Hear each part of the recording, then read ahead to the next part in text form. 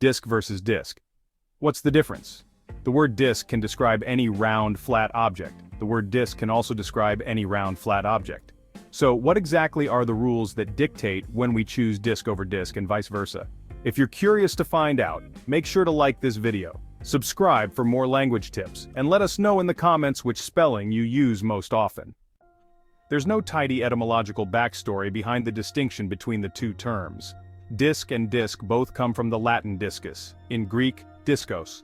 The oldest known references to the English version, dating back to the mid-17th century, are spelled disk. The American Heritage Dictionary of the English Language, according to Grammarphobia, chalks this up to the precedent set by similar isk words already in the lexicon, such as whisk. But by the following century, some English speakers influenced by the term's Latin predecessor had started opting for disk instead.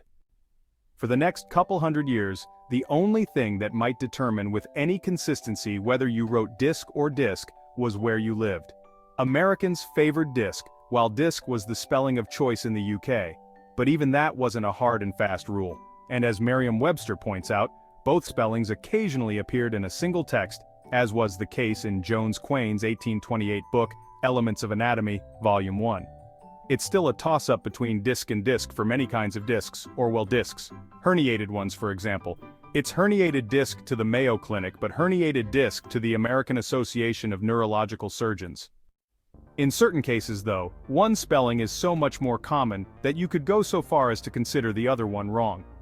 The music industry has used disc more frequently than disc ever since disc-shaped records became popular in the late 19th century, and modern music-related phrases like compact disc and disc jockey generally stick to that rule. In tech, however, engineers named magnetic computer disks floppy disks, and the K has stuck for those square disks and the disk drive where they're inserted, even if today's kids have never actually seen that process in action. And if you're describing a frisbee, go with flying disc, not disk.